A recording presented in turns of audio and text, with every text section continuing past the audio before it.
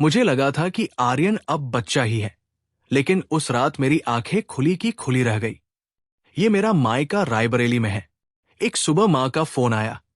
उन्होंने बताया कि आर्यन का एग्जाम गाजियाबाद में है और अगर मुझे परेशानी न हो तो वो कुछ दिन मेरे पास रुक सकता है। मैंने तुरंत हाँ कर दी। मुझे अच्छा लगा कि कोई अपना आने वाला है। आर्यन मेरे बचपन का दोस्त था। हम एक ही स्कूल में पढ़े थे। हमारे पापा भी साथ काम करते थे। 12वीं के बाद मैंने बीए किया और वो बीटेक के लिए मुंबई चला गया। फिर मेरी शादी हो गई। शादी के बाद मैं उससे बस एक बार ही मिल पाई थी। अब पहली बार वो मेरी ससुराल आ रहा था। सास ससुर कुछ दिनों के लिए खाटू श्याम गए हुए थे। उन्हें बताया तो वे भी खुश हुए। अगली सुबह आर्यन आया। दरवाजा खोलते ही वो मुझसे लिपट गया। मैं हंसते हुए बोली, तू तो मुझसे भी लंबा हो गया है। उसने मेरी बेटी को गोद में उठा लिया। दोनों तुरंत घुल मिल गए। चाय पर पुरानी बातें चली। स्कूल के किस्से, दोस्त, यादें। शाम कब हो गई पता ही नहीं चला। रात को साथ खाना खाया। मैंने उसे अपने कमरे में ही सोने को कहा। कमरा बड़ा था।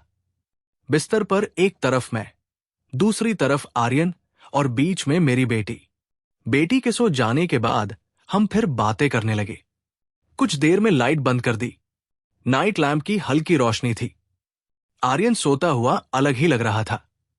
वही पुराना दोस्त, लेकिन अब बिल्कुल बदला हुआ। अनजाने में मेरे हाथ उसके बालों तक चले गए। वो जाग रहा था। उसने कुछ नहीं कहा, बस चुप रहा। बातें मजाक में शुरू हुई, फिर अचानक माहौल बदलने लगा।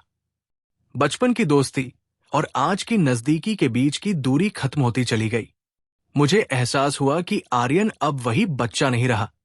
वो भी समझ रहा था कि मैं भी पहले जैसी नहीं रही। हम दोनों भावनाओं में बहते चले गए। झिझक थी, पर जिज्ञासा उससे ज्यादा। जो पल जिंदगी में कभी सोचा नहीं था, वो सामने था। उस रात ने हम दोनों को हिला दिया।